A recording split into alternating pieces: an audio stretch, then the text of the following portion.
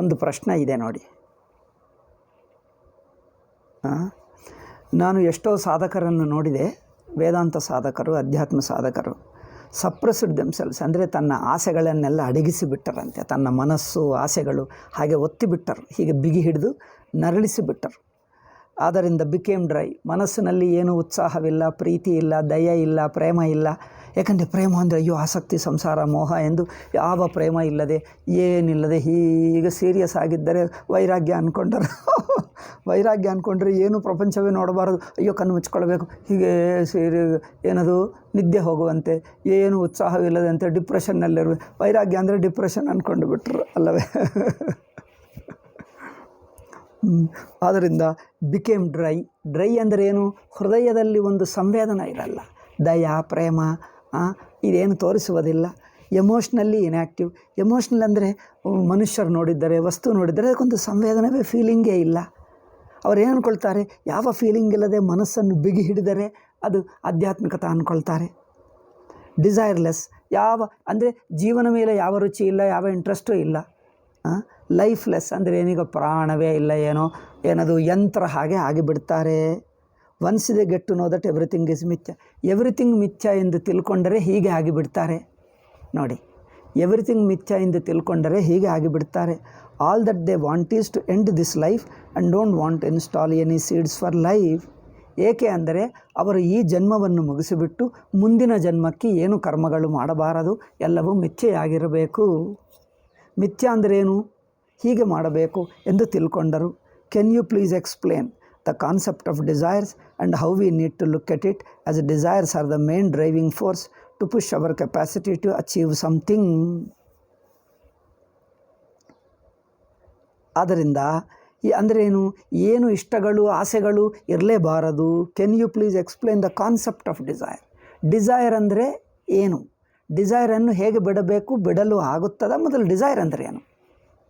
And how we need to look at it as desires are the main driving మరి ಆ ಆಸೆಗಳನ್ನು ಹೇಗೆ ನೋಡಬೇಕು? ಅದನ್ನು ಅಡಗಿಸಬೇಕಾ, ಇಲ್ಲದಂತೆ ಮಾಡಬೇಕಾ? ಏನಿಲ್ಲದಂತೆ ಯಂತ್ರ ಹಾಗೆ ಒಂದು ಏನು ಕಲ್ಲಿನ ವಿಗ್ರಹ, ಸಿಮೆಂಟ್ ವಿಗ್ರಹಗಳ ನಾವು ಮನುಷ್ಯರಲ್ಲದಂತೆ ಇರಬೇಕಾ? ಏಕೆಂದರೆ ಆಸೆ ಇದ್ದರೆ ಮನುಷ್ಯನಿಗೆ ಏನಾದರೂ ಮಾಡಬೇಕನ್ನಿಸುತ್ತದೆ, ಮುಂದಕ್ಕೆ ಹೋಗಬೇಕನ್ನಿಸುತ್ತದೆ. ಅದೆಲ್ಲ ಆಸೆನೇ ಇಲ್ಲ ಅಂದರೆ ಎಲ್ಲ ಆಸೆಗಳು ಬಿಟ್ಟುಬಿಡು, ಆಲ್ ಕೋರಿಕೆಗಳು ಬಿಟ್ಟುಬಿಡು ಅಂದರೆ ಏನೂ ಇರುವುದಿಲ್ಲ. ಮನುಷ್ಯ ಆಸೆಗಳೆಲ್ಲ ಬಿಟ್ಟು ಬಿಟ್ಟರೆ ಏನಾಗುತ್ತಾನೆ? ಮನುಷ್ಯನಿಗೆ ಉತ್ಸಾಹನೇ ಹೋಗಿಬಿಡ್ತದಲ್ಲ. ಅಷ್ಟು ಉತ್ಸಾಹ ಸತ್ತು ಹೋಗಿರುವ ಮನುಷ್ಯ ಯಂತ್ರ ಹಾಗೆ ಆಗಿಬಿಡ್ತಾನೆ. To push our capacity. Then ಜೀವನದಲ್ಲಿ ಏನು ಸಾಧಿಸೋಕ್ಕಾಗ್ತದೆ? ಏನೂ ಮಾಡೋಕ್ಕಾಗಲ್ಲ. ಇದು ಪ್ರಶ್ನೆ. If we allow ourselves to be okay with having desires then there will be unlimited. Okay, ಆಸೆಗಳನ್ನು ಇರಲಿ ಎಂದು ಇಟ್ಕೊಂಡು ಬಿಟ್ಟರೆ ಈಗ ಆಸೆಗಳು ಅನಂತವಾಗ್ತವೆ, ಬಿಡುವುದೇ ಇಲ್ಲ. How do we know what to be considered and what not to be? ಅದರಿಂದ ಆಸೆಗಳನ್ನು ಇಟ್ಕೊಳ್ಳಬೇಕಾ, ಬಿಡಬೇಕಾ?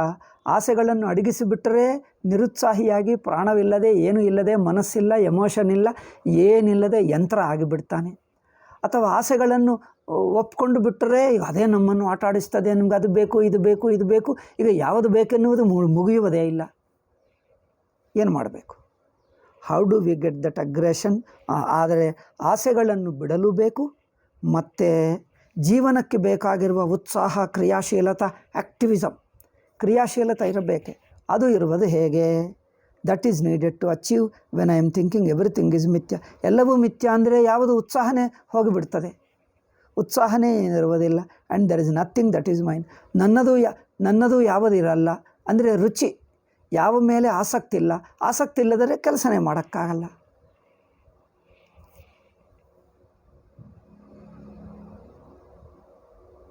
ಇದು ಮೊದಲನೇ ಪ್ರಶ್ನೆ. ಅಥವಾ ಇದೇ ಪ್ರಶ್ನೆ ಕಂಟಿನ್ಯೂ ಇದು ಒಂದನೇ ಪ್ರಶ್ನೆನ? ಇದು ಬೇರೆ ಪ್ರಶ್ನೆ. ಈಗ ಇದು ಒಂದು ಪ್ರಶ್ನೆ. ಈ ಪ್ರಶ್ನೆಗೆ ಉತ್ತರ ಹೇಳುವುದಾ? ಇವತ್ತು ಐ ಆಮ್ ಟಯರ್ಡ್. ನನಗೆ ಸ್ವಲ್ಪ ಬೇರೆನೋ ಕೆಲಸನೂ ಇದೆ.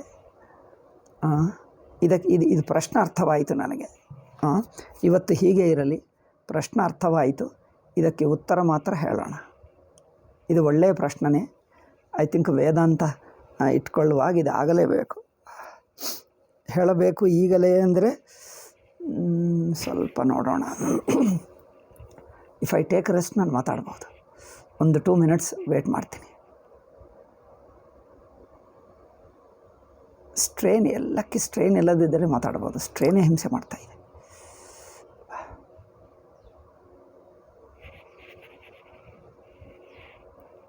ನೋಡಿ, ಆಸೆಗಳು ಇದು ದೊಡ್ಡ ಟಾಪಿಕಪ್ಪ, ಹೇಳುವುದಾ? ಓಕೆ, ಸಂಕ್ಷೇಪ ಹೇಳ್ತೀನಿ. ದೊಡ್ಡ ಟಾಪಿಕ್ ಇದು. ಆಸೆಗಳು ಎರಡು ಇರುತ್ತವೆ. ಲೌಕಿಕ ಆಸೆಗಳು ಅಂದರೆ ಜೀವನ ಮೂರು ಬಗೆ ಹೇಳ್ತೀನಿ ನೋಡಿ. ಒಂದು ಸಹಜವಾದ ಆಸೆಗಳು, ಹಸಿವು, ಬಾಯಾರಿಕೆ, ಅಲ್ಲವೇ ಏನಾದರೂ ಬಿಸಿಲು ಆಗಿದ್ದರೆ ಸ್ವಲ್ಪ ಫ್ಯಾನ್ ಹಾಕ್ಕೊಂಡು ಸ್ವಲ್ಪ ತಂಪಾಗಿರಬೇಕನ್ನಿಸುತ್ತದೆ. ಚಳಿ ಆಗಿದ್ದರೆ ಬಟ್ಟೆ ಉಟ್ಕೊಳ್ಳಬೇಕನ್ನಿಸುತ್ತದೆ. ನಿದ್ದೆ ಹೋಗಬೇಕು. ಇದೆಲ್ಲ ಪ್ರಕೃತಿ ಸಿದ್ಧ ಆಸೆಗಳು. ಪ್ರಕೃತಿ ಸಿದ್ಧವಾದ ಹಸಿವು, ಬಾಯಾರಿಕೆ ಎಲ್ಲ ಶರೀರ ನಿರ್ವಹಣೆ, ನಿದ್ದೆ ಹೋಗುವುದು, ಏಳುವುದು, ಇದೆಲ್ಲ ಸಹಜವಾದ ಅಂದರೆ ಪ್ರಕೃತಿ ಸಿದ್ಧವಾದ ಶಾರೀರಿಕ ಅವಶ್ಯಕತೆಗಳು. ಇವುಗಳೆಲ್ಲ ಬೇಕಲ್ಲವೇ? ಅಷ್ಟೇ ಅಲ್ಲದೆ ನಮಗೇನು ಊಟ ಬೇಕು, ಅದರಿಂದ ಏನೋ ಸಂಪಾದನೆ ಮಾಡಬೇಕು, ಉದ್ಯೋಗ ಮಾಡಬೇಕನ್ನು ಊಟ ಇಲ್ಲದೆ ಹೇಗೆ ತಿನ್ನೋದು? ಅಂದರೆ ಸುಮ್ಮನೆ ಬದುಕುವುದಕ್ಕೆ ಬೇಕಾಗಿರುವ ಅವಶ್ಯಕತೆಗಳಿಗೋಸ್ಕರ ಇದು ಅವಶ್ಯಕತೆಗಳು, ಇದು ಆಸೆಗಳಲ್ಲ, ಡಿಸೈರ್ ಅಲ್ಲ. ಡಿಸೈರ್ಗೂ ಕನ್ನಡದಲ್ಲಿ ಏನು ಹೇಳ್ತಾರೋ ನನಗೆ ಗೊತ್ತಿಲ್ಲ. ಡಿಸೈರನ್ನೇ ಇಂಗ್ಲೀಷೇ ಇಟ್ಕೊಳ್ತೀನಿ ನಾನು. ಡಿಸೈರ್ ಅಂದರೆ ಇವು ಅವಶ್ಯಕತೆಗಳನ್ನು ಪೂರೈಸುವುದು ಬೇಕು. ಎರಡನೆಯದೇನೆಂದರೆ ಅವಶ್ಯಕತೆಗೆ ಮೀರಿ ನನಗೆ ಅದು ಬೇಕು, ಇದು ಬೇಕು, ಹಣ ಬೇಕು, ವಸ್ತು ಬೇಕು, ವಸ್ತುಗಳಿಗೆ, ಹಣಗಳಿಗೆ, ಕೀರ್ತಿಗೆ, ಸ್ತ್ರೀಗೆ, ಭೋಗಗಳಿಗೆ ಮೋಹಿತರಾಗಿ ಅದು ಬೇಕು ಎಂದಿಟ್ಕೊಳ್ತಾರಲ್ಲ, ಮೋಹಿತರಾಗ್ತಾರಲ್ಲ, ಆ ಆಸೆ ಬೇರೆ. ನನಗೆ ಉದ್ಯೋಗ ಬೇಕು, ಹಣ ಬೇಕು, ಕೀರ್ತಿ ಬೇಕು, ಎಲ್ಲರಿಗೆ ನಾನು ಪ್ರಸಿದ್ಧವಾಗಬೇಕು, ಅಮ್ಮೋ ನನ್ನನ್ನೆಲ್ಲರೂ ತಿಳ್ಕೊಳ್ಳಬೇಕು, ನಾನು ಟಿ ವಿಯಲ್ಲಿ ಬರಬೇಕು, ನಾನು ಗಿನ್ನಿಸ್ ಬುಕ್ಗೆ ಹತ್ತಬೇಕು, ಎಲ್ಲರ ದೃಷ್ಟಿಯಲ್ಲಿ ಬೀಳಬೇಕು, ನಾನಂದರೆ ಎಲ್ಲರಿಗೆ ಗೊತ್ತಾಗಬೇಕು. ಏನದು? ಆಕಾಂಕ್ಷ. ಹಣ ಬೇಕು, ನನಗೆ ತುಂಬ ಹಣ ಇರಬೇಕು, ದೊಡ್ಡ ಕಾರ್ ಇರಬೇಕು, ದೊಡ್ಡ ಏನೇನೋ ಇರಬೇಕು, ಮನೆ ಇರಬೇಕು. ಅಂದರೆ ಏನು? ವಸ್ತುಗಳು ಬೇಕು, ಭೋಗ ಪದಾರ್ಥಗಳು ಬೇಕು, ಕೀರ್ತಿ ಬೇಕು, ಎಮೋಷ್ನಲ್ ಅಟ್ಯಾಚ್ಮೆಂಟ್ ಬೇಕು. ಇವೆಲ್ಲ ಬೇರೆ ಆಸೆಗಳು. ಬೇಸಿಕ್ ನೀಡ್ಸ್, ಶರೀರವು ಬದುಕುವುದು ಅದಕ್ಕೆ ಒಂದು ಅವಶ್ಯಕತೆಗಳು, ಅದು ಅವಶ್ಯಕತೆಗಳು. ಎರಡನೇದು ಆಸೆಗಳು. ಆಯಿತಾ? ಈ ಆಸೆಗಳು ಬೇರೆ, ಅವಶ್ಯಕತೆಗಳು ಬೇರೆ. ನಾವು ಎರಡನ್ನು ಮಿಕ್ಸ್ ಮಾಡಿದ್ದೇವೆ. ನಾವು ಬೇಸಿಕ್ ಹಸಿವು, ಬಾಯಾರಿಕೆಗೆ ಊಟ ಬೇಕೆನ್ನುವುದು ಸಹಜ ಸಿದ್ಧ. ಪ್ರಾಣಿಗಿರುತ್ತದೆ, ಮಕ್ಕಳಿಗಿರುತ್ತದೆ, ಮನುಷ್ಯರಿಗಿರುತ್ತದೆ, ಎಲ್ಲರಿಗೂ ಇರುತ್ತದೆ. ಆದರೆ ನೋಡಿ, ನಾವು ಅದರಲ್ಲಿ ವ್ಯಕ್ತಿಗತ ಅಭಿಮಾನ ಮೂಲಕ ಆಸಕ್ತಿ, ಆಸೆಗಳು ಎಲ್ಲಿರುತ್ತವೆ? ಆಸೆಗಳು 3 ಲೆವೆಲ್ ನೋಡಿ. ಇದಕ್ಕೆ ಮೈ ಲ್ಯಾಂಗ್ವೇಜ್ ಈಸ್ ಲಿಮಿಟೆಡ್. ಆಸೆಗಳು ಅಂದರೆ ಡಿಸೈರ್ಸ್. I am talking. ನನಗೆ ಆಸೆಗಳು ಅಂದರೆ ಡಿಸೈರ್ಸ್ಗೂ ಆಸೆಗಳೇ ಹೇಳ್ತಾರಾ ಕನ್ನಡದಲ್ಲಿ? ನನಗೆ ಭಾಷಾ ಲಿಮಿಟೆಡ್, ತುಂಬ ಕಷ್ಟ. ಅಂದರೆ ಅವಶ್ಯಕತೆಗಳು ಹಸಿವು, ಬಾಯಾರಿಕೆ, ಚಳಿ, ಬಿಸಿ, ಚಳಿಗಾಲ ಬೆಚ್ಚಗಿರಬೇಕು, ಬಿಸಿಲು ಕಾಲ ತಂಪಿರಬೇಕು. ಓಕೆ, ಇದು ಒಂದು. ಔಷಧಿಗಳು ಬೇಕು, ನೋವು ಬಂದರೆ ಇದೆಲ್ಲ. ಮನೆ ಇರಬೇಕು, ಸ್ವಲ್ಪ ಪ್ರಶಾಂತಿ ಇರಬೇಕು, ರೆಸ್ಟ್ ಇರಬೇಕು, ಎಲ್ಲ ಹಿಂಸೆ ಮಾಡಿದ್ದರೆ ಹೇಗೆ? ಇದಾಗುತ್ತದೆ. ಓಕೆ, ಈ ಕಡೆ ಇವಲ್ಲದೇ ಇರುವ ಡಿಸೈರ್ಸ್, ಅವಶ್ಯಕತೆಗಳನ್ನು ಮೀರಿರುವ ಡಿಸೈರ್ಸ್ ಇದೆ ನೋಡಿ. ಆ ಡಿಸೈರ್ಸು ಇಂದ್ರಿಯ ಮಟ್ಟದಲ್ಲಿ ಭೋಗ, ಮನಸ್ಸಿನ ಮಟ್ಟದಲ್ಲಿ ಎಮೋಷನ್, ಮಮಕಾರ, ಬುದ್ಧಿ ಮಟ್ಟದಲ್ಲಿ ಕೀರ್ತಿ, ಪ್ರಸಿದ್ಧಿ, ಅಭಿಮಾನ ಸುಖ. ಅದು ಈ ಮೂರನ್ನು ನಾವು ಸಂಸಾರ ಸುಖ ಹೇಳಿದ್ದೀವಿ. ಮೂರನ್ನು ಸಂಸಾರ ಹೇಳಿದ್ವಿ. ಈ ಡಿಸೈರ್ ಬೇಡ ಹೇಳಿದ್ದೀವಿ ನೋಡಿ. ಅವಶ್ಯಕತೆಗಳು ಬೇರೆ, ವೈಯಕ್ತಿಕ ಅಂದರೆ ಜೀವಬುದ್ಧಿಯಿಂದ, ಅಹಂಕಾರದಿಂದ ಬರುವ ಆಸೆಗಳು ಬೇರೆ. ಸಂಸಾರ ಅಂದರೆ ಹೌ ಟು ಸೇ ದಟ್, ಈ ಮನುಷ್ಯನಲ್ಲಿರುವ ಅಜ್ಞಾನದಿಂದ, ಮೋಹದಿಂದ ಬರುವ ಆಸೆಗಳು ಬೇರೆ. ಈ ಅವಶ್ಯಕತೆಗಳು ಅಜ್ಞಾನ ಮೋಹದಿಂದ ಬರುವಂಥ ಆಸೆಗಳು ನೋಡಿ. ನನಗೆ ಅದು ಬೇಕು, ಇದು ಬೇಕು ಎನ್ನುವುದು ಅಹಂಕಾರದ ಅವಶ್ಯಕತೆ, ಅಹಂಕಾರದ ಡಿಸೈರ್, ಅದು ಅಹಂಕಾರದ ಆಸೆ. ಏಕೆ? ನನಗೆ ಕೀರ್ತಿ ಆಗಬೇಕು, ನನ್ನನ್ನು ಆಧರಿಸಬೇಕು, ಸನ್ಮಾನ ಮಾಡಬೇಕು, ನಾನು ಪ್ರಸಿದ್ಧವಾಗಬೇಕು. ಪ್ರಸಿದ್ಧಿ ಆದರೆ ನಿಮಗೆ ಏನು ಸಿಗ್ತದಪ್ಪ? ಆಗೋದು ಈಗೋ ಸುಖ. ಮಮಕಾರ, ನನ್ನ ನೆಂಟರು, ಬಂಧುಗಳು ಇವರು ನನ್ನವರಾಗಬೇಕು, ನನಗೆ ಇರಬೇಕು, ನನ್ನ ಯಾರಿಲ್ಲ ಅಂದರೆ ಅವ್ರಿಗೆ ಬೇಜಾರಾಗ್ತದೆ. ಮಮಕಾರ, ಎಮೋಷ್ನಲ್ ಅಟ್ಯಾಚ್ಮೆಂಟ್, ಅದು ಒಂದು ಡಿಸೈರೇ, ಅದು ಒಂದು ಆಸೆ. ಇದು ಬುದ್ಧಿ ಲೆವೆಲ್ನಲ್ಲಿ ಕೀರ್ತಿ, ಸನ್ಮಾನಗಳು, ಇದೆಲ್ಲ ಬುದ್ಧಿಯ ಸುಖಗಳು. ಪದವಿ, ಉಚ್ಚ ಪದವಿ ಬೇಕು ನನಗೆ ಸಮಾಜದಲ್ಲಿ ಎಂದು ಏನೋ ಒಂದು ದೊಡ್ಡ ಆಫೀಸರ್ ಆಗಬೇಕು, ದೊಡ್ಡ ಏನೋ ಮ್ಯಾನೇಜರೋ ಏನೋ ಜನರಲ್ ಮ್ಯಾನೇಜರೋ ಏನೋ ಆಗಬೇಕು ಅಂದರೆ ಪದವಿ, ಅಧಿಕಾರ ಅಂದರೆ ಏನು ಹೇಳ್ತೀವಲ್ಲ ಸತ್ತ, ಅಧಿಕಾರ ಆಗಬೇಕು, ಕೀರ್ತಿ ಆಗಬೇಕು, ಸನ್ಮಾನಗಳಾಗಬೇಕು. ಇದು ಬೌದ್ಧಿಕ ಸುಖಗಳು, ಅಹಂಕಾರದ ಬುದ್ಧಿಮಟ್ಟದ ಅಹಂಕಾರ ಸುಖಗಳು. ಎಮೋಷ್ನಲ್ ಸುಖಗಳೇಮಿಟಿ? ನೆಂಟರು, ಬಂಧುಗಳು, ಸ್ನೇಹಿತರು, ಮಕ್ಕಳು, ಅವರ ಮೇಲೆ ಪ್ರೀತಿ, ಇದು ಎಮೋಷ್ನಲ್ ಸುಖ.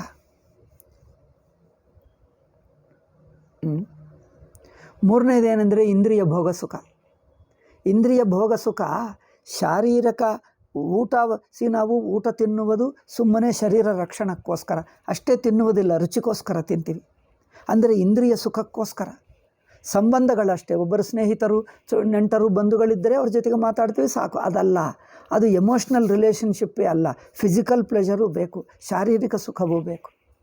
ಅಂದರೆ ನಮ್ಮ ಶಾರೀರಿಕ ಅವಶ್ಯಕತೆಗಳು ಬದುಕುವಕ್ಕೆ ಬೇಕಾಗಿರುವ ಅವಶ್ಯಕತೆಗಳನ್ನು ದಾಟಿ ಬರುತ್ತದಲ್ಲ ಈ ಮೂರು ಮಟ್ಟದಲ್ಲಿ: ಇಂದ್ರಿಯ ಭೋಗ, ಎಮೋಷ್ನಲ್ ಸುಖ ಆ್ಯಂಡ್ ಬೌದ್ಧಿಕ ಅಹಂಕಾರದ ಸುಖ. ಈ ಮೂರು ಸುಖಗಳನ್ನು ಆಸೆ ಪಡುವುದು ಅದು ಸಂಸಾರ, ಅದು ಅಜ್ಞಾನ. ಏಕೆಂದರೆ ಈ ಮೂರು ತನ್ನಲ್ಲಿರುವಂಥ ಒಂದು ಕೊರತೆ ಇದೆ. ಆ ಕೊರತೆ ಏನು ಅಂದರೆ ಜೀವಬುದ್ಧಿಯ ಕೊರತೆ. ತಾನು ಬ್ರಹ್ಮವಲ್ಲ, ತನ್ನ ಆತ್ಮದ ನಿಜಸ್ವರೂಪ ತಿಳ್ಕೊಂಡರೆ ಅಲ್ಲಿ ವಿಷಯೇಂದ್ರಿಯ ಭೋಗ ಸುಖಗಳು ಕೇಳಲ್ಲ, ಮಮಕಾರ ಸುಖ ಕೇಳಲ್ಲ, ಅಹಂಕಾರ ಸುಖ, ಕೀರ್ತಿ, ಸನ್ಮಾನ, ಅಧಿಕಾರ, ಪದವಿಗಳು, ಇವುಗಳ ಸುಖ ಆತ್ಮಕ್ಕೆ ಬೇಕಾಗಿಲ್ಲ. ಆತ್ಮಾನಂದದಲ್ಲಿ ಆತ್ಮನನ್ನು ತಿಳ್ಕೊಂಡರೆ ಆತ್ಮಾನಂದದಲ್ಲಿ ಈ ಅವಶ್ಯಕತೆಗಳು ಅಂದರೆ ಈ ಆಸೆಗಳು ಬಿಡುತ್ತವೆ. ಅಂದರೆ ಕೀರ್ತಿ ಬಂದರೂ ಪರವಾಗಿಲ್ಲ, ಬರದಿದ್ದರೂ ಪರವಾಗಿಲ್ಲ. ಅಧಿಕಾರ ಸಿಕ್ಕಿದ್ದರೆ ಅಧಿಕಾರವಿದ್ದರೆ ನೀವು ಒಂದು ಆಫೀಸರ್ ಆಗಿದ್ದರೆ ಒಂದು ಕೆಲಸ ಮಾಡುವುದಕ್ಕೆ ಅಧಿಕಾರವೇ ಹೊರತು ಅಹಂಕಾರ ಸುಖಕ್ಕೆ ಬೇಡ. ಅಹಂಕಾರ ಸುಖಕ್ಕೆ ಬೇಕು ಎನ್ನುವವರು ಅದು ಸಂಸಾರ. ಮಮಕಾರ ಅಂದರೆ ಪ್ರೀತಿ ಒಳ್ಳೆಯದು, ನಿಸ್ವಾರ್ಥ ಪ್ರೀತಿ ಒಳ್ಳೆಯದು. ನೆಂಟರು, ಬಂಧುಗಳು, ತನ್ನ ಪತಿ ಇದ್ದಾರೆ, ಪತ್ನಿ ಇದ್ದಾರೆ, ಮಕ್ಕಳಿದ್ದಾರೆ, ಅವರನ್ನು ಪ್ರೀತಿಯಿಂದ ನೋಡುವುದು, ಅವರ ಜೊತೆಗೆ ಮಾತಾಡುವುದು, ಅವರಿಗೆ ಬೇಕಾಗಿರುವ ವಸ್ತುಗಳನ್ನು ಕೊಡುವುದು, ಸಹಾಯ ಮಾಡುವುದು, ಸೇವೆ ಮಾಡುವುದು, ಇದೆಲ್ಲ ಒಳ್ಳೆಯದೇ. ಇದರಲ್ಲಿಯೂ ಒಂದು ಡಿಟ್ಯಾಚ್ಡ್, ಒಂದು ವೈರಾಗ್ಯ, ಒಂದು ದಿವ್ಯ ಆನಂದ ಇರುತ್ತದೆ. ಆದರೆ ಇದರಲ್ಲಿ ಅಹಂಕಾರ ಸಮೇತ, ಮಮಕಾರ ಸಮೇತ, ಅಂದರೆ ಮಮಕಾರ ಈ ನಿಸ್ವಾರ್ಥ ಪ್ರೇಮವನ್ನು ಮಿಕ್ಸ್ ಮಾಡಿದ್ದೀವಿ, ಅದಕ್ಕೋಸ್ಕರ ಅರ್ಥವಾಗ್ತಾ ಇಲ್ಲ ಜನರಿಗೆ. ಅಹಂಕಾರ ಸುಖವೇನು ಬೇಡ ಮನುಷ್ಯನಿಗೆ. ಏಕೆ? ಆತ್ಮಾನಂದ ಸಿಕ್ಕಿಬಿಟ್ಟರೆ ಅಹಂಕಾರದ ಅವಶ್ಯಕತೆ ಹೋಗುತ್ತದೆ. ನನಗೆ ಕೀರ್ತಿ ಬೇಕು, ಸನ್ಮಾನಗಳು ಬೇಕು, ಅಧಿಕಾರ ಬೇಕು ಎಂದಿರುವುದಿಲ್ಲ. ಅದು ಸನ್ಮಾನ ಮಾಡದಿದ್ದರೂ ಡಿಸ್ಟರ್ಬ್ ಆಗಲ್ಲ. ಏಕೆ? ತನ್ನ ಆತ್ಮಾನಂದವಿದ್ದರೆ ಅದೇನು ಆಸೆ ಪಡಲ್ಲ. ಅಂದರೆ ನಮಗೆ ನಿಜವಾದ ಆನಂದ, ಆತ್ಮಾನಂದ ಬೇಕು. ಏಕೆ? ಆತ್ಮದಲ್ಲಿ ಅಧಿಕಾರವಿಲ್ಲದಿದ್ದರೂ ಆನಂದವಾಗಿರುತ್ತಾನೆ, ಸನ್ಮಾನವಿಲ್ಲದಿದ್ದರೂ ಆನಂದವಾಗಿರುತ್ತಾನೆ, ಕೀರ್ತಿ ಇಲ್ಲದಿದ್ದರೂ ಆನಂದವಾಗಿರುತ್ತಾನೆ. ಮಮಕಾರ ಸುಖದು ಅಂದರೆ ನೆಂಟರು, ಬಂಧುಗಳು. ನೆಂಟರು, ಬಂಧುಗಳಿದ್ದರೆ ಪ್ರೀತಿಯಿಂದ ಮಾತಾಡ್ತಾನೆ, ಇಲ್ಲ ಅಂದರೆ ಹೇಗಿದ್ದರೂ ಹಾಗೆ ಸುಖವಾಗಿರುತ್ತಾನೆ. ಅವರು ಬೇಕೇ ಬೇಕು, ನೋಡಲೇಬೇಕು ಎಂದು ಆ ಕಂಪಲ್ಷನ್ ಇರುವುದಿಲ್ಲ, ಆ ಬಲವಂತ ಇರುವುದಿಲ್ಲ. ಯಾರಿಗೆ? ಆತ್ಮಜ್ಞಾನವಿದ್ದರೆ. ಆತ್ಮಜ್ಞಾನದಲ್ಲಿ ಈ ಮಮಕಾರದಿಂದ ಪಡೆಯುವ ಆನಂದ ಆತ್ಮದಲ್ಲಿ ಅಡಕವಾಗುತ್ತದೆ. ನಾವು ಆ ಆತ್ಮದ ಆನಂದ ಸಿಗ್ತಾ ಇಲ್ಲ, ಸಿಗಲಿಲ್ಲ ನಮಗೆ, ಅದು ಕಳೆದು ಹೋಯಿತು. ಅದರಿಂದ ನಾವು ಮಮಕಾರದಲ್ಲೇ ಇದ್ದು ಬಿಟ್ಟಿದ್ದೀವಿ. ಅಹಂಕಾರದ ಸುಖ, ಬುದ್ಧಿಮಟ್ಟದಲ್ಲಿ ಅಹಂಕಾರದ ಸುಖ, ಮನಸ್ಸು ಮಟ್ಟದಲ್ಲಿ ಮಮಕಾರದ ಸುಖ, ಇಂದ್ರಿಯ ಮಟ್ಟದಲ್ಲಿ ಭೋಗ ಸುಖ. ಭೋಗ ಸುಖ ಏಕೆ ಬೇಕಾಗ್ತದೆ? ಏನೋ ನಮ್ಮಲ್ಲಿ ಕೊರತೆ, ಏನೋ ಕೊರತೆ. ಆ ಕೊರತೆನೇ ಜೀವಬುದ್ಧಿ. ಆ ಕೊರತೆಯನ್ನು ಆತ್ಮಜ್ಞಾನದಿಂದ, ಮೋಕ್ಷದಿಂದ ಆ ಕೊರತೆ ಬುದ್ಧಿಯನ್ನು ದಾಟುತ್ತಾನೆ. ಕೊರತೆ ಬುದ್ಧಿಯನ್ನು ದಾಟಿದ್ದರೆ ನನಗೆ ಇಂದ್ರಿಯ ಸುಖವಿಲ್ಲ ಅಯ್ಯೋ ಎಂದು ಅನಿಸಲ್ಲ, ಭೋಗ ಸುಖವಿಲ್ಲ ಎಂದು. ಭೋಗ ಸುಖವಿಲ್ಲದಿದ್ದರೆ ಅವರೇನು ಬೇಜಾರು ಮಾಡಿಕೊಳ್ಳಲ್ಲ. ಮಮಕಾರ ಸುಖ ಅಂದರೆ ನೆಂಟರು, ಬಂಧುಗಳು, ತನ್ನ ಪತಿ, ಪತ್ನಿ, ಮಕ್ಕಳು, ಸ್ನೇಹಿತರು, ಇವರೆಲ್ಲರೂ ಸಿಗಲೇಬೇಕು, ನೋಡಲೇಬೇಕು. ಅವರನ್ನು ನೋಡಿದ್ದರೆ ಏನೋ ಆನಂದ, ನೋಡದಿದ್ದರೆ ಅಯ್ಯೋ ನನಗೆ ಯಾರಿಲ್ಲ, ಆ ಬೇಜಾರು ಇರುವುದಿಲ್ಲ. ಏಕೆಂದರೆ ಆತ್ಮಾನಂದದಲ್ಲಿ ಅಹಂಕಾರದಿಂದ ಬರಲಿರುವ ಸುಖ, ಸೆಕ್ಯೂರಿಟಿ ಅದರಲ್ಲೇ ಅಡಕವಾಗುತ್ತದೆ. ಎಮೋಷ್ನಲ್ನಿಂದ ಬರುವ ಸುಖ ಆತ್ಮಾನಂದದಲ್ಲಿ ಅಡಕವಾಗುತ್ತದೆ. ಭೋಗದಿಂದ ಬರುವ ಸುಖ ಆತ್ಮಾನಂದದಲ್ಲಿ ಅಡಕವಾಗುತ್ತದೆ. ಆದ್ದರಿಂದ ಆತ್ಮಾನಂದ ಪಡ್ಕೊಂಡವನಿಗೆ ಮಿಕ್ಕದೆಲ್ಲ ಲೀಲಾ ಮಾತ್ರ. ಅಧಿಕಾರ ಸಿಕ್ಕಿದ್ದರೆ ಓಕೆ, ಇನ್ನೊಬ್ಬರು ಸನ್ಮಾನ ಮಾಡಿದ್ದರೆ ಒಂದು ಲೀಲಾ ಮಾತ್ರವಾಗಿ ತಗೊಳ್ತಾನೆ. ಮಾಡಲಿಲ್ಲ, ಡಸಂಟ್ ಮ್ಯಾಟ್ರ್, ಅದು ಒಂದು ಸರದ ಲೀಲಾ, ಅದೊಂದು ಸುಮ್ಮನೆ ಒಂದು ಆಟ, ಲೀಲಾ ಮಾತ್ರ ಲೀಲೆಯಾಗಿ ನೋಡ್ತಾನೆ. ಮಮಕಾರ ಸುಖ, ನೆಂಟರು ಬಂಧುಗಳಿಂದರೆ ಅವರೆಲ್ಲರಿಗೂ ಪ್ರೀತಿಯಿಂದ ವಸ್ತು ಕೊಡ್ತಾನೆ, ಸೇವಾ ಮಾಡ್ತಾನೆ, ಅವ್ರ ಜೊತೆಗೆ ಏನು ಚಾಟಿಂಗು, ಫ್ರೆಂಡ್ಶಿಪ್ಪು ಎಲ್ಲ ಇರುತ್ತದೆ. ಫ್ರೆಂಡ್ಸ್ ಇದ್ದರೆ you chat with them, sit with them, everything you do, enjoy company with them. But ಇಲ್ಲ ಅಂದರೆ ಯಾವುದು ಮಿಸ್ಸಿಂಗ್ ಇಲ್ಲ, ಬಿಕಾಸ್ ಆ ಆನಂದ ತನ್ನಲ್ಲೇ ಇರುತ್ತದೆ. ಮಿಸ್ಸಿಂಗ್ ಇಲ್ಲ, ಡಿಪೆಂಡೆನ್ಸಿ ಇಲ್ಲ. ಮಮಕಾರ ಮೇಲೆ ಡಿಪೆಂಡೆನ್ಸಿ ಇರುವುದಿಲ್ಲ. ಆ ಮಮಕಾರದ ಆನಂದ ಆತ್ಮದಲ್ಲೇ ಬರುತ್ತದೆ. ಈಗ ಭೋಗಾನಂದವೂ ಆತ್ಮನಲ್ಲೇ ಬರುತ್ತದೆ. ಲೌಕಿಕರಿಗೆ ಭೋಗಾನಂದ ಅನುಭವಿಸದಿದ್ದರೆ ಬದುಕಕ್ಕಾಗಲ್ಲ. ಮಮಕಾರ ಸುಖ ಇಲ್ಲದಿದ್ದರೆ ತೋಚಲ್ಲ, ಹುಚ್ಚಾಗಿ ಬಿಡ್ತಾರೆ. ಅಹಂಕಾರ ಸುಖ, ನನಗೆ ಸನ್ಮಾನ ಮಾಡಲಿಲ್ಲ, ಅಪಮಾನ ಮಾಡಿದ್ದಾರೆ, ಅಧಿಕಾರವಿಲ್ಲ, ನನ್ನನ್ನು ಯಾರೂ ನೋಡಲ್ಲ, ಎಲ್ಲರೂ ಕಡೆಗಣಿಸಿಬಿಟ್ರೆ ಅವರು ಡಿಪ್ರೆಷನ್ಗೆ ಹೋಗಿಬಿಡ್ತಾರೆ. ಅದು ನೋಡಿ, ಅಂದರೆ ಈ ಆಸೆಗಳಿವೆ ನೋಡಿ. ಈ ಆಸೆಗಳೆಲ್ಲ ಏಕೆ ಬಂದಿವೆ ಅಂದರೆ ಆತ್ಮನನ್ನು ಕಲ್ಕೊಳ್ಳುವುದರಿಂದ ಈ ಆಸೆಗಳು ಹುಟ್ಟುತ್ತಾ ಇವೆ. ಆತ್ಮನನ್ನು ತಿಳ್ಕೊಂಡ್ರೆ ಈ ಆಸೆಗಳು ಅದರಲ್ಲಿ ಪೂರೈಸುತ್ತವೆ. ಈಗ ಬೇಸಿಕ್ ನೀಡ್ಸ್ ಇವೆ ನೋಡಿ, ಶರೀರ ರಕ್ಷಣಾ, ವಸ್ತ್ರ, ಉದ್ಯೋಗ, ಇದೆಲ್ಲ ಇದ್ದೇ ಇರುತ್ತದೆ ಅಲ್ಲವೇ? ಆದ್ದರಿಂದ ಮನುಷ್ಯನಿಗೆ ಈ ಆಸೆಗಳು ಅನಾವಶ್ಯಕ. ಈ ಆಸೆಗಳನ್ನು ಹೇಗೆ ದಾಟಬೇಕು ಅಂದರೆ ಈ ಆಸೆಗಳನ್ನು ದಾಟುವುದಕ್ಕೆ ಆತ್ಮನನ್ನೇ ತಿಳ್ಕೊಳ್ಳಬೇಕು. ಆತ್ಮ ತಿಳ್ಕೊಳ್ಳುವುದಕ್ಕೆ ಪದ್ಧತಿಗಳೇನೆಂದರೆ ಈಗ ನೋಡಿದ್ದೀರಲ್ಲ, ಕರ್ಮಯೋಗ ಇದೆ, ಭಕ್ತಿ ಇದೆ, ಸಾಹಿತ್ಯ, ಕಲೆಗಳು, ಇವೆಲ್ಲವೂ ಆಧ್ಯಾತ್ಮಿಕವೇ. ಕಲೆಗಳು, ಸಾಹಿತ್ಯಗಳು ಏನು ಮಾಡ್ತವೆ? ನಮ್ಮ ಆಸೆಗಳಿಗೆ ಒಂದು ನಿಗೂಢತ ಭಾವವನ್ನು ಕೊಡ್ತವೆ. ನಿಗೂಢತ ಅಂದರೆ ಏನು? ನಿಸ್ವಾರ್ಥತ. ನಮ್ಮ ಮಮಕಾರವನ್ನು ನಿಸ್ವಾರ್ಥ ಮಮಕಾರ ಮಾಡಬೇಕು. ಭೋಗ ಸುಖವನ್ನು ನಿಸ್ವಾರ್ಥ ಅನುಭವಗಳು ಮಾಡಬೇಕು.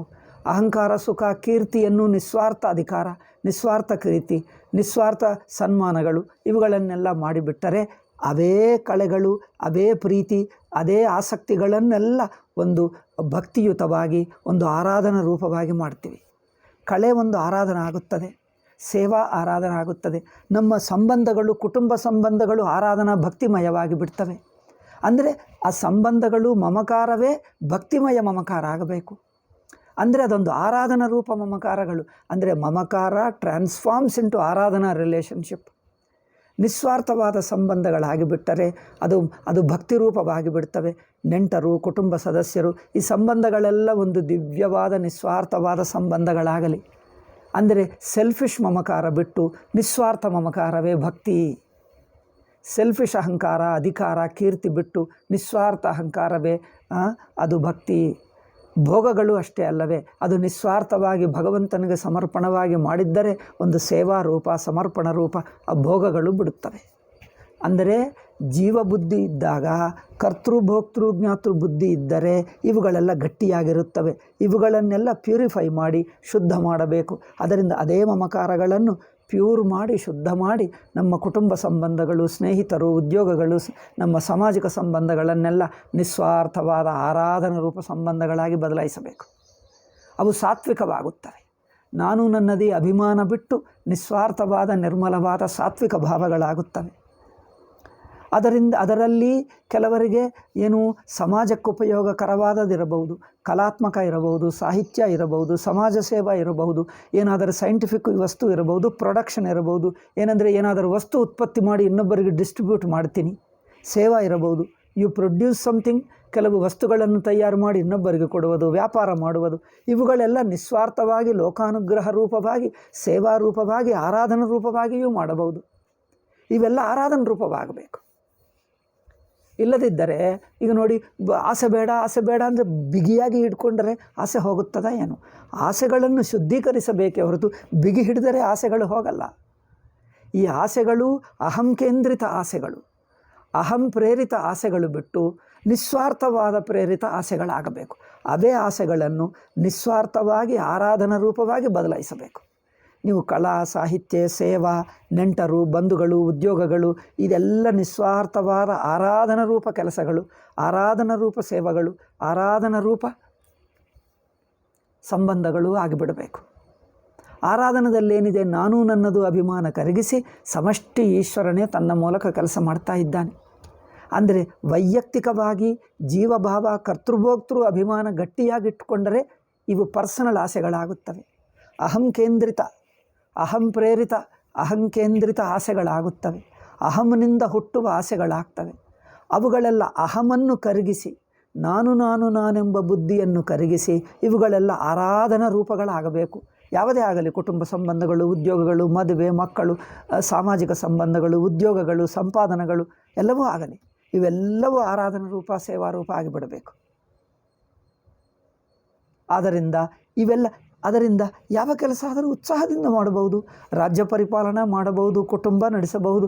ಇದೆಲ್ಲವೂ ನಿಸ್ವಾರ್ಥದಿಂದ ಮಾಡುವುದು ಬೇಕು. ಅಂದರೆ ಆಸೆ ಬೇಡ ಎಂದು ಹೇಳ್ತಾ ಇಲ್ಲ. ಆಸೆಯನ್ನು ಶುದ್ಧಗೊಳಿಸು. ಪರ್ಸನಲ್ ಆಸೆ, ಸೆಲ್ಫಿಶ್ ಡಿಸೈರ್, ಈಗೋ ಬೇಸ್ಡ್ ಡಿಸೈರ್ ಬೇಡ. ಈಗೋ ಫುಲ್ಫಿಲ್. ನಮ್ಮ ಡಿಸೈರ್ಗಳ ಹಿಂದೆ ಅಹಂತುಷ್ಟಿ ಇದೆ. ಮಮಕಾರಗಳು ಎರಡಿರುತ್ತವೆ. ನನ್ನ ಸುಖಕ್ಕೋಸ್ಕರ ಮಮಕಾರ ಒಂದು, ನನ್ನ ಎಂದು ಬಿಟ್ಟು ಇನ್ನೊಬ್ಬರ ಮೇಲೆ ಪ್ರೀತಿಯಿಂದ ನಿಸ್ವಾರ್ಥದಿಂದ ನಿಸ್ವಾರ್ಥ ಮಮಕಾರ ಬೇರು. ಇನ್ನೊಬ್ಬರನ್ನು ಪ್ರೀತಿಯಿಂದ ನೋಡ್ತಾನೆ, ಬಟ್ ಅಲ್ಲಿ ಸೆಲ್ಫಿಶ್ನೆಸ್ ಇಲ್ಲ, ಪರ್ಸನಲ್ ಈಗೋ ಇಲ್ಲ. ಅಂದರೆ ಮಮಕಾರ ಸಂಬಂಧಗಳು, ಸನ್ಮಾನಗಳು, ಸ್ನೇಹಗಳು ಎಲ್ಲವೂ ಈಗೋಲೆಸ್, ಅಹಂಕಾರರಹಿತವಾದ. ಅದರಿಂದ ಆಸೆಗಳು ಪ್ರಾಬ್ಲಮ್ ಅಲ್ಲ, ಆಸೆಗಳ ಹಿಂದೆ ಇರುವಂಥ ಅಹಂ ಇಸ್ ದ ಪ್ರಾಬ್ಲಮ್. ಆಸೆಗಳ ಹಿಂದೆ ಇಷ್ಟ ಯಾವುದಿದ್ದರೆ ಅದು ಮಾಡಿಕೊಳ್ಳಬಹುದು. ನಿಮಗೆ ಉದ್ಯೋಗವಿಷ್ಟವ, ವ್ಯಾಪಾರವಿಷ್ಟವ, ಸಂಪಾದನೆ ಇಷ್ಟವ, ಇನ್ನೇನಾದರೂ. ಕೆಲವರಿಗೆ ಯಾತ್ರೆಗಳಿಷ್ಟ, ಪ್ರಪಂಚವೆಲ್ಲ ನೋಡಬೇಕನ್ನಿಸುತ್ತೆ. ಕೆಲವು ಸೈಂಟಿಫಿಕ್ ಡಿಸ್ಕವರಿ ಅನಿಸುತ್ತದೆ.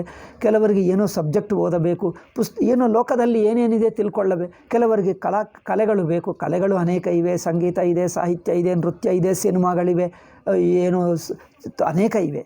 ಅವೆಲ್ಲವೂ ಬ್ಯೂಟಿಫುಲ್. ಬಟ್ ಅವೆಲ್ಲವೂ ಸೆಲ್ಫಿಶ್ ಭೋಗ ಆಗಬಾರದು. ಸೆಲ್ಫಿಶ್ ಭೋಗಕ್ಕೋಸ್ಕರ ಅಂದ್ರೇನು ಆಗುವಕ್ಕಿಂತ ಆರಾಧನಾ ರೂಪಗಳಾಗಿ ಬದಲಾಯಿಸಬೇಕು. They all should change into a divine selfless devotional ಸಾಧನಗಳಾಗಬೇಕು. ಎಲ್ಲ ಸಂಬಂಧಗಳು ಡಿವೋಷ್ನಲ್ ಸಂಬಂಧಗಳಾಗಬೇಕು. ಆವಾಗ ಅಹಂ ಹಿಂದೆ ಕರಗಿ ಹೋದರೆ ಈ ಆಸೆಗಳಲ್ಲಿರುವಂಥ ಒಂದು ನಮ್ಮನ್ನು ಗುಲಾಮಿ ಮಾಡುವುದಿರುತ್ತದೆ. ಆ ಗುಲಾಮಿ ಭಾವ ಹೋಗುತ್ತದೆ. ಆಸೆಗಳೆಲ್ಲ ಲೀಲಾ ಮಾತ್ರವಾಗಿ ಬಿಡ್ತವೆ. ನಿಮ್ಮ ಕಲಾತ್ಮಕ ಇಂಟ್ರೆಸ್ಟು, ಸಾಹಿತ್ಯ ಇಂಟ್ರೆಸ್ಟು, ಸಾಮಾಜಿಕ ಸೇವೆಗಳು, ಉದ್ಯೋಗಗಳು, ಸಂಪಾದನೆಗಳು, ಇವೆಲ್ಲ ಒಂದು ಲೀಲೆ ಮಾತ್ರ, ಭಗವಂತನ ಲೀಲೆ ಮಾತ್ರ ಆಗಿಬಿಡ್ತವೆ. ಏಕೆಂದರೆ ಅದರ ಹಿಂದೆ ಈಗೋ ಇಲ್ಲ, ಅಹಂಕಾರವಿಲ್ಲ. ಅಹಂಕಾರ ಬಿಟ್ಟು ಇವೇ ಆಸೆಗಳು ಇರುತ್ತವೆ, ಆಸೆಗಳಿರಲ್ಲ ಎಂದಲ್ಲ. ಆಸೆಗಳೆಲ್ಲ ಆಸೆಗಳ ಹಿಂದೆ ಇರುವ ಈಗೋ ಹೋಗುತ್ತದೆ. ಅದಕ್ಕೋಸ್ಕರ ದೇ ಆರ್ ಆಲ್ ಸುಮ್ಮನೆ ಒಂದು ಲೀಲಾ ಮಾತ್ರವಾಗಿ ಒಂದು ಡಿವೈನ್ ಎಕ್ಸ್ಪ್ರೆಷನ್ಸ್, ಅಂದರೆ ದಿವ್ಯವಾದ ಪ್ರಕಟಣೆಗಳು ಆಗಿ ತೋರ್ತವೆ. ಅದರಲ್ಲಿ ಸೆಲ್ಫಿಶ್ನೆಸ್ ಇಲ್ಲ. ಅದರಿಂದ ಇನ್ನೊಬ್ಬರನ್ನು ಹಿಂಸೆ ಮಾಡಲ್ಲ, ಅನ್ಯಾಯ ಮಾಡಲ್ಲ. ಅದು ಬೇಕು. ಆದ್ದರಿಂದ all our expressions are all our desires are ego based desires, egos expressions and want fulfilment of ego. ಅಂದರೆ ಅಹಂಕಾರದ ಅಭಿವ್ಯಕ್ತಿಗಳು, ಅಹಂಕಾರದ ತೃಪ್ತಿ. ಈ ಆಸೆಗಳನ್ನು ಬೇಡ ಹೇಳಿದ್ದೀವಿ. ಬಟ್ ಅವೇ ಆಸೆಗಳನ್ನು ಅಹಂಕಾರ ಕರಗಿಸುವ ಹಾಗೆ ಬದಲಾಯಿಸಬಹುದು. ಅಹಂಕಾರವನ್ನು ಕರಗಿಸಿ ಅವೇ ಆಸೆಗಳನ್ನು ನಿಸ್ವಾರ್ಥ, ನಿರ್ಮಲ, ಆರಾಧನಾ ರೂಪವಾದ ಆಸೆಗಳಾಗಿ ಬದಲಾಯಿಸಬೇಕು. ಅದು ನಿಜವಾದ ಆಧ್ಯಾತ್ಮಿಕ ಸಾಧನ. ಇದು ಗೊತ್ತಿಲ್ಲದೆ ಇವರ ಆಧ್ಯಾತ್ಮಿಕ ಅಂದರೆ ಏನು, ಆಸೆಗಳು ಬೇಡ, ಆಸೆಗಳು ಬೇಡ ಎನ್ನುವುದು ಯಾರೂ ಮಾಡೋಕ್ಕಾಗಲ್ಲ. ಆಸೆಗಳು ಏನು ಮಾಡ್ತೀವಿ, ಹೀಗೆ ಬಿಗಿ ಹಿಡ್ತೀರಾ ಏನು? ಅದು ಮಾಡೋಕ್ಕೆ ಆಗಲ್ಲ. Nobody can do that, that's impossible.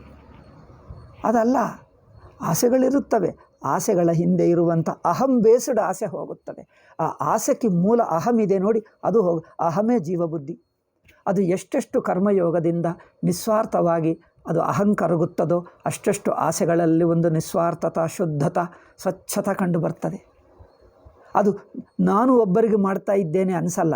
ನನ್ನ ಮೂಲಕ ಏನೋ ಒಂದು ಪ್ರೀತಿ, ನನ್ನ ಮೂಲಕ ಭಗವಂತನೇ ಆ ಪ್ರೇಮವನ್ನು ನನ್ನ ನೆಂಟರು, ಬಂಧುಗಳು, ಸ್ನೇಹಿತರ ಮೇಲೆ ಆ ಪ್ರೇಮ ತಾನೇ ಸಹಜವಾಗಿ ಅದು ಪ್ರಕಟವಾಗುತ್ತದೆ. ನೋಡಿ, ಸೂರ್ಯ ಬೆಳಕು ಕೊಡ್ತಾನೆ, ಗಾಳಿ ಬೀಸುತ್ತದೆ, ನೀರು ಹರಿಯುತ್ತದೆ, ಕುಡಿದರೆ ಮರ ಗಿಡಗಳು ನಮಗೆ ಏನು ಮಾಡ್ತವೆ, ನೆರಳನ್ನು ಕೊಡ್ತವೆ, ಹಣ್ಣುಗಳನ್ನು ಕೊಡ್ತವೆ. ಇದರಲ್ಲಿ ಯಾವ ಸೆಲ್ಫಿಶ್ನೆಸ್ ಇಲ್ಲ. ಸಹಜವಾದ ಪ್ರೀತಿ. ಒಂದು ಮಗು ನೋಡಿ ಎಷ್ಟು ಸಹಜವಾಗಿ ಆಟಾಡ್ತಾನೆ, ಮಗು ಸಹಜವಾಗಿ ಆಟಾಡ್ತಾನೆ, ಸಹಜವಾದ ಪ್ರೀತಿ. ಹಾಗೆ ಇದೆಲ್ಲ ಒಂದು spontaneous love, spontaneous expressions, spontaneous ಆರಾಧನಾ ರೂಪವಾಗಿರುತ್ತವೆ. ಅಂದರೆ ಈಗೋಕ್ಕೋಸ್ಕರ, ಅಹಂಕಾರ ತುಷ್ಟಿಗೋಸ್ಕರ, ಅಹಂಕಾರದ ಪ್ರೇರಿತವಾಗ ಆಸೆಗಳಿರುವುದಿಲ್ಲ. ಆಸೆಗಳ ಹಿಂದೆ ಇರುವ ಅಹಂಕಾರವೆಲ್ಲ ಕರಗಿ ಹೋದರೆ ಇವೆಲ್ಲ ಲೀಲಾ ಮಾತ್ರವಾಗಿ ತೋರ್ತವೆ ಅಷ್ಟೇ. ಆವಾಗ ಯಾವಾಗ ಅದು ಸಾಧನ ಆಗುತ್ತದೆ. ನಂತರ ಪೂರ್ತಿ ಬ್ರಹ್ಮಜ್ಞಾನವಾದರೆ ನಾನೆಂಬುದ ಅಭಿಮಾನ ಅಹಂಕಾರ ಪೂರ್ತಿ ಬಿಟ್ಟರೆ ಆದರೂ ಆಸೆಗಳಿರಬಹುದು. ಆದರೆ ಆಸೆಗಳೆಲ್ಲ ಲೋಕಕ್ಕೆ ಅನುಗ್ರಹ ರೂಪವಾಗಿ ಬರುತ್ತವೆ, ಸ್ಪಾಂಟೇನಿಯಸ್ ಎಕ್ಸ್ಪ್ರೆಷನ್ ಆಗಿ ಬರುತ್ತವೆ. ಅದರ ಹಿಂದೆ ದರ್ ಇಸ್ ನೋ ಇಂಡಿವಿಜುವಾಲಿಟಿ. ಹಿಂದೆ ನನಗೇನು ಬೇಕು ಅನಿಸಲ್ಲ. ಸುಮ್ಮನೆ ಸ್ಪಾಂಟೇನಿಯಸ್ಲಿ ನೋಡಿ, ಗಾಳಿ ಬೀಸುತ್ತದೆ, ಅದರ ಮೇಲೆ ಗಾಳಿಗೆ ಈಗೋ ಇದೆಯಾ? ಸೂರ್ಯ ಬೆಳಕು ಕೊಡ್ತಾನೆ, ಏನು ಈಗೋ ಇದೆಯಾ? ನೋಡಿ, ಪ್ರಕೃತಿ ಹೂಗಳು ಅದೆಲ್ಲ ನೋಡಿದರೆ ಸ್ಪಾಂಟೇನಿಯಸ್ಲಿ ಎಲ್ಲರಿಗೂ ಸುಗಂಧ ಕೊಡ್ತವೆ. ಹೂಗಳು ಎಲ್ಲರಿಗೂ ಸಹಜವಾಗಿ ಸೌಂದರ್ಯವನ್ನು ತೋರಿಸ್ತವೆ. ಬಟ್ ಹೂಗಳಿಗೆ ಹಿಂದೆ ಅಹಂಕಾರವಿಲ್ಲ. ನನ್ನನ್ನು ನೋಡಬೇಕು, ನೋಡದಿದ್ದರೆ ನಾನು ಬೇಜಾರು ಮಾಡ್ಕೊಳ್ತೀನಿ, ಅದೇನಿಲ್ಲ. ಇನ್ನೊಬ್ಬರು ನನ್ನನ್ನು ನೋಡಬೇಕೆಂದಿಲ್ಲ. ಅವನು ಹೂ ತಾನಾಗಿ ಸುಂದರವಾಗಿರುತ್ತದೆ. ಇನ್ನೊಬ್ಬರು ನೋಡಿ ಆನಂದ ಪಡ್ಕೊಂಡ್ರೆ ಆಯಿತು, ನೋಡದಿದ್ದರೂ ಆಯಿತು, ತಾನು ಸಹಜವಾಗಿರುತ್ತದೆ, ಸ್ಪಾಂಟೇನಿಯಸ್ ಆಗಿರುತ್ತದೆ. ಆದ್ದರಿಂದ ತಾನು ಮಾಡುವ ಆಸೆಗಳಿರುತ್ತವೆ, ಬಟ್ ಅವುಗಳು ಈಗೋ ಬೇಸ್ಡ್ ಆಸೆಗಳಿರುವುದಿಲ್ಲ. ಅವೆಲ್ಲ ಸಹಜವಾಗಿ ಸ್ಪಾಂಟೇನಿಯಸ್ ಲೋಕಕ್ಕೆ ಅನುಗ್ರಹವಾಗಿ ಎಕ್ಸ್ಪ್ರೆಸ್ ಆಗುತ್ತವೆ. I think I have given A brief explanation. ಇದನ್ನು ಇನ್ನೆಂದು 1-2 ಗಂಟೆಗಳು ಹೇಳಬಹುದು, ಬಟ್ ತಾತ್ಪರ್ಯ ನಾನು ಸಂಕ್ಷೇಪವಾಗಿ ಹೇಳಿದ್ದೇನೆ. ಇದು ಇನ್ನೂ ಅರ್ಥವಾಗದಿದ್ದರೆ ಪ್ರಶ್ನೆ ಕೇಳು, ಹೇಳ್ತೀನಿ. ಆದ್ದರಿಂದ ನಮ್ಮ ಜೀವನವೇ ಸಾಧನ. ಏಕೆಂದರೆ ಜೀವನದಲ್ಲೇ 3 ಬಗೆಯ ಆಸೆಗಳು ಹೇಳಿದ್ದೇನಲ್ಲ. ಇಂದ್ರಿಯ ಮಟ್ಟದಲ್ಲಿ ಭೋಗಗಳು, ಇಂದ್ರಿಯ ಸುಖ, ದೇಹದ ಸುಖ, ಮಮಕಾರ ಸುಖ, ಮನಸ್ಸಿನ ಮಟ್ಟ, ಬೌದ್ಧಿಕ ಸುಖ, ಬುದ್ಧಿಮಟ್ಟ. ಬೌದ್ಧಿಕ ಸುಖ ಅಂದರೆ ಅಧಿಕಾರ ಸುಖ, ಕೀರ್ತಿ ಸುಖ, ಸನ್ಮಾನ ಸುಖ. ಈ 3. ಪಾಂಡಿತ್ಯ ಸುಖ ಅದೇ ಅಲ್ಲದ ಇಂಟೆಲೆಕ್ಚುವಲ್ ಪಾಂಡಿತ್ಯ. ನನಗಷ್ಟು ಪಾಂಡಿತ್ಯ ಬೇಕು, ಅದು ತಿಳ್ಕೊಬೇಕು, ಇದು ತಿಳ್ಕೊಳ್ಳಬೇಕು, ಅದು ಸುಖ, ಅದು ಬೌದ್ಧಿಕ ಸುಖ. ಈ 3 ಬಗೆಯ ಸುಖಗಳ ಹಿಂದೆ ಅಹಂ ಇದೆ, ಜೀವಭಾವ ಇದೆ. ಆ ಜೀವಭಾವನೆ ಅಧ್ಯಾಸ, ಅವಿವೇಕ, ಅಜ್ಞಾನ. ಆ ಅಹಂಕಿ ಸುಖಕ್ಕೆ ಎಷ್ಟು ಕೊಟ್ಟರೂ ತೃಪ್ತಿ ಆಗಲ್ಲ. ಎಷ್ಟು ಸಲ ಸನ್ಮಾನ ಮಾಡಿದ್ದರೂ ಸಾಕಾಯಿತು ಅನಿಸಲ್ಲ. 10 ಸಲ ಸನ್ಮಾನ ಮಾಡಿ 1 ಸಲ ಅಪಮಾನ ಮಾಡಿದರೆ ಸುಮ್ಮನೆ ಇರ್ತದೆ. 10 ಸಲ ಸನ್ಮಾನ ಮಾಡಿದರೂ ಇನ್ನೂ 100 ಸಲ ಆದರೂ ಸಾಕಾಗಲ್ಲ, ಇನ್ನೂ ಬೇಕು. ಮಮಕಾರಕ್ಕಷ್ಟೇ, ಎಷ್ಟು ಸಲ ಆದರೂ ಇನ್ನೂ ಬೇಕು, ಇನ್ನೂ ಬೇಕು, ಇನ್ನೂ. ಈಗ ಅದು ಅನಂತ. ಇಂದ್ರಿಯ ಭೋಗಗಳು ಎಷ್ಟು ತಿಂದರೆ, ಎಷ್ಟು ವಿಷಯ ಭೋಗ ಅನುಭವಿಸಿದ್ದರೆ ಸಾಕು ಅನಿಸುತ್ತದೆ. ಎಷ್ಟು ಅನುಭವಿಸಿದ್ದರೂ ಇನ್ನೂ ಬೇಕು, ಇನ್ನೂ ಬೇಕು, ಇನ್ನೂ. ಅದಕ್ಕೆ ಲಿಮಿಟೇ ಇಲ್ಲ. ಏಕೆ? ಅದರ ಹಿಂದೆ ಅಹಮಿದೆ. ಈ ಯಾವ ಆಸೆಗಳ ಹಿಂದೆ ಅಹಂಕಾರವಿರುತ್ತದೋ ಆ ಆಸೆಗಳು ಎಷ್ಟು ಸಲ ಅನುಭವಿಸಿದ್ದರೂ ತೃಪ್ತಿ ಆಗಲ್ಲ. ಮೋರೋವರ್ ಅದು ಅಡಿಕ್ಟ್ ಆಗಿಬಿಡ್ತವೆ, ವ್ಯಸನ ಮಾಡಿಬಿಡ್ತವೆ. ಈಗ ಮತ್ತೆ ಬೇಕು, ಮತ್ತೆ ಬೇಕು, ಮತ್ತೆ ಬೇಕು. ಅದೇ ಅಹಂಕಾರ. ಹಿಂದೆ ಇರುವಂಥ ಅಹಂಕಾರವನ್ನು ಕರಗಿಸಿ, ಮೊದಲು ಕರ್ಮಯೋಗದಿಂದ ಭಕ್ತಿಯಿಂದ ಕರಗಿಸ್ತೀವಿ, ಶುದ್ಧಗೊಳಿಸ್ತೀವಿ, ಸಾತ್ವಿಕ ಮಾಡ್ತೀವಿ. ತತ್ವಜ್ಞಾನದಿಂದ ಪೂರ್ತಿ ಅಳಿಸಿಬಿಡ್ತೀವಿ. ಅಹಂಕಾರಕ್ಕೆ 2 ಹಂತಗಳು. ಒಂದು ಕರ್ಮಯೋಗದಿಂದ ಭಕ್ತಿಯಿಂದ ಉಪಾಸನದಿಂದ ಸ್ವಲ್ಪ ಕಡಿಮೆ ಮಾಡ್ತೀವಿ, ಅದನ್ನು ಶಿಥಿಲ ಮಾಡ್ತೀವಿ. ಜ್ಞಾನದಿಂದ ಪೂರ್ತಿ ತೆಗೆದು ಬಿಡ್ತೀವಿ. ಆವಾಗ ಆಸೆಗಳಿರುವಲ್ಲ, ಆಸೆಗಳಿರ್ತವೆ. ಬಟ್ ಆಸೆಗಳು ಸಹಜವಾಗಿ ಅದೇನು ಸ್ಪಾಂಟೇನಿಯಸ್ ಆಗಿ. ಸಣ್ಣ ಮಗು ಇರುತ್ತಾನೆ ನೋಡಿ, ತನಗೆ ಆಸೆನೇ ಅನಿಸಲ್ಲ. ಅದು ತನಗೇನೋ ಇದೆ ಎಂದು ಅದು ಪೂರೈಸಿದ್ದರೆ ಒಂದು ಲೀಲಾ ಮಾತ್ರ. ಪೂರೈಸದಿದ್ದರೆ ನಿರಾಶವೂ ಆನಂದವಾಗಿ ಅನುಭವಿಸ್ತಾನೆ, ನಿರಾಶವನ್ನು ಆನಂದವಾಗಿ ಅನುಭವಿಸ್ತಾನೆ. ನಿರಾಶದಿಂದ ಬೇಜಾರು ಮಾಡಿಕೊಳ್ಳಲ್ಲ. ಮಮಕಾರದಿಂದ ಅಯ್ಯೋ ನನಗೆ ಅವರಂದರೆ ಇಷ್ಟ, ಅವರು ಪ್ರೀತಿಯಿಂದ ಅವ್ರ ಜೊತೆಗೆ ಕೂತಿರ್ತಾನೆ, ಮಾತಾಡ್ತಾನೆ, ಏನದು ಕಾಣಿಕೆಗಳು ಕೊಡ್ತಾನೆ. ಅವ್ರು ಕಂಡು ಬರಲ್ಲ, ಹೋಗ್ತೀನಿ ಅಂದರೆ ಹೋಗು ಅಂತ ಹೇಳಿಬಿಡ್ತಾನೆ. ಹೋದರೂ ಆನಂದ, ಇದ್ದರೂ ಆನಂದ. ಅದು ನೋಡಿ, ಅಂದರೆ ತನ್ನ ಮನಸ್ಸು ಇಂಡಿಪೆಂಡೆಂಟ್ ಆಗುತ್ತದೆ. ಭೋಗಕ್ಕೆ ಸ್ವತಂತ್ರ, ಮಮಕಾರದಲ್ಲಿ ಸ್ವತಂತ್ರ, ಬೌದ್ಧಿಕ ಅಹಂಕಾರದಲ್ಲಿ ಸ್ವತಂತ್ರ.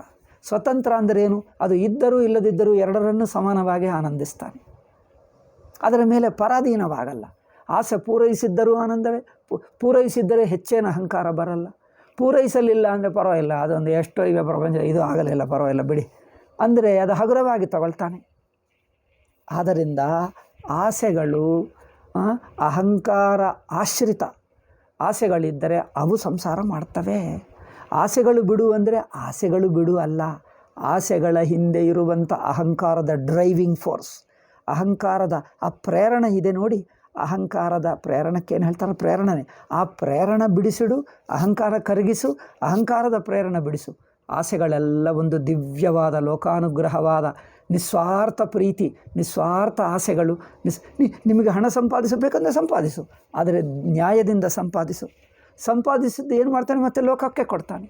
ಎಲ್ಲರಿಗೆ, ನೆಂಟರಿಗೆ, ಬಂಧುಗಳಿಗೆ, ಸಮಾಜಕ್ಕೆ, ಎಲ್ಲರಿಗೆ ಕೊಡ್ತಾನೆ. ಅದು ಕೊಡುತ್ತಾ ಇದ್ದರೆ ಎಷ್ಟು ನಿಸ್ವಾರ್ಥವಾದ ಒಂದು ಲೋಕಕ್ಕೆ ಅನುಗ್ರಹವಾಗಿ ತೋರ್ತದೆ. ಅವರು ಕೊಡುವಾಗಲೂ ಎಷ್ಟು ಪ್ರೀತಿಯಿಂದ ಕೊಡ್ತಾನೆ. ಏನು ನನ್ನದು ಕೊಡ್ತಾ ಇದ್ದೀನಿ ಅನಿಸಲ್ಲ, ಅದು ಏನು ಇದೆಲ್ಲ ನಿಮ್ಮದೇ, ನೀವೇ ತೊಗೊಂಡು ನೀವು ತೊಗೊಂಡ್ರೆ ನನಗೆ ಆನಂದ ಎಂದಂತೆ ಕೊಡ್ತಾನೆ. ಅದು ಯಾಕಂದರೆ ಅವರಿಗೆ ಹಣನ ಸಂಪಾದಿಸಬಹುದು, ಏನಿಲ್ಲ. ಹಣ ಸಂಪಾದಿಸು, ವ್ಯಾಪಾರನೇ ಮಾಡು, ಉದ್ಯೋಗನೇ ಮಾಡು, ಪ್ರಪಂಚ ತಿರುಗು, ಏನೇ ಮಾಡು, ಸಾಹಿತ್ಯ, ಕಲೆಗಳು, ವಿದ್ಯೆಗಳು ಯಾವುದೇ ಪಡ್ಕೊ. ಬಟ್ ಅವೆಲ್ಲೆಲ್ಲ ಒಂದು ಅಹಂಕಾರ ತೃಪ್ತಿಗೋಸ್ಕರ. ಮೂರು ಹಂತದ ಅಹಂಕಾರ: ವಿಷಯ ಭೋಗದ ಅಹಂಕಾರ, ಮಮಕಾರದ ಅಹಂಕಾರ, ಬುದ್ಧಿಯ ಅಹಂಕಾರ. ಈ ಅಹಂಕಾರವೇ ಜೀವಭಾವ. ಇದು ಪ್ರೇರಿತವಾಗಿರುವ ಆಸೆಗಳು ಮನುಷ್ಯನನ್ನು ಇಷ್ಟು ಬಲವಂತ ಮಾಡ್ತವೆ. ಅವು ಇಲ್ಲದಿದ್ದರೆ ಬದುಕಕ್ಕಾಗಲ್ಲ. ನೋಡಿ, ಈ ಆಸೆಗಳು ಪೂರೈಸಿದ್ದರೆ ಹುಚ್ಚಾಗ್ತಾನೆ, ಡಿಪ್ರೆಷನ್ಗೆ ಹೋಗ್ತಾನೆ, ಬದುಕಕ್ಕಾಗಲ್ಲ. ಪೂರೈಸಿದ್ದರೆ ಇನ್ನೂ ಬೇಕನ್ನಿಸುತ್ತದೆ. ಪೂರೈಸಲಿಲ್ಲ ಅಂದರೆ ಬೇಜಾರಾಗ್ತದೆ, ಡಿಪ್ರೆಷನ್ ಆಗ್ತಾನೆ, ಫ್ರಸ್ಟ್ರೇಟ್ ಆಗ್ತಾನೆ, ಬೇಜಾರು ಮಾಡ್ಕೊಳ್ತಾನೆ. ಅಯ್ಯೋ ನನಗಾಗಲಿಲ್ಲ, ಅಯ್ಯೋ ನನಗಾಗಲಿಲ್ಲ, ಅವರು ಅನ್ಯಾಯ ಮಾಡಿದ, ಇವರು ಅನ್ಯಾಯ ಮಾಡಿದ, ನನ್ನ ಅಪ್ಪ ಕೊಟ್ಟಿಲ್ಲ, ನಮ್ಮ ಅಮ್ಮ ಕೊಟ್ಟಿಲ್ಲ, ನನಗೇನೋ ಅನ್ಯಾಯ ಮಾಡಿದ್ದಾರೆ, ನನಗೆ ಅವರೇ ಅನ್ಯಾಯ. ಈಗ ಯಾರ ಮೇಲೂ ಕೋಪ, ಯಾರ ಮೇಲೂ ದ್ವೇಷ, ಏಕೆ? ನನಗೆ ಪೂರೈಸಲಿಲ್ಲ. ಪೂರೈಸಿದ್ದರೆ ಇನ್ನೂ ಬೇಕು ಅನಿಸುತ್ತದೆ, ಇನ್ನೂ ಬೇಕು, ಇನ್ನೂ ಬೇಕು. ಪೂರೈಸಿದರೆ ಇನ್ನೂ ಬೇಕು, ಪೂರೈಸದಿದ್ದರೆ ಡಿಪ್ರೆಷನು, ಬೇಜಾರು, ಕೋಪ, ದ್ವೇಷ. ಇದೆಲ್ಲವೂ ಅಹಂಕಾರ ಮೂಲಕವೇ. ಆದ್ದರಿಂದ ಅಹಂಕಾರವನ್ನು ಕೆಳಗೆದು ಕರಗಿಸಿಬಿಟ್ಟರೆ ಅದೇ ಆಸೆಗಳು ಶುದ್ಧವಾದ, ಸಾತ್ವಿಕವಾದ, ಲೋಕಾನುಗ್ರಹವಾದ ಆರಾಧನಾ ರೂಪ ಆಸೆಗಳಾಗಿಬಿಡ್ತವೆ. ಯಾವುದೇ ಆಸೆ ಇರಲಿ, ಅವೆಲ್ಲ ಆರಾಧನಾ ರೂಪಗಳು, ಲೋಕಾನುಗ್ರಹ ರೂಪಗಳು, ನಿಸ್ವಾರ್ಥ ಪ್ರೀತಿಗಳಾಗುತ್ತವೆ. ದೇರ್ಫೋರ್ ಆಸೆ ಈಸ್ ನಾಟ್ ಎ ಪ್ರಾಬ್ಲಮ್. ಆಸೆ ಹಿಂದೆ ಇರುವಂಥ ಅಹಂಕಾರ ಪ್ರಾಬ್ಲಮ್. ಐ ಥಿಂಕ್ ನನಗೆ ರಿಪೀಟ್ ಮಾಡ್ತಾ ಇದ್ದೀನಿ, ಗೊತ್ತಾಯ್ತು ಅನಿಸುತ್ತದೆ. ಸಾಕಾ? ಆಯಿತು, ಬಿಡ್ತೀನಿ. ಓಂ ಶಾಂತಿ ಶಾಂತಿ ಶಾಂತಿ. ಹರಿ ಓಂ ಶ್ರೀ ಗುರುಭ್ಯೋ ನಮಃ. ಹರಿ ಓಂ ತತ್ಸತ್. ಇನ್ನೂ ಏನಾದರೂ ಇದ್ದರೆ ಕೇಳಿ, ನಾನು ನಾಳೆ ಹೇಳ್ತೀನಿ.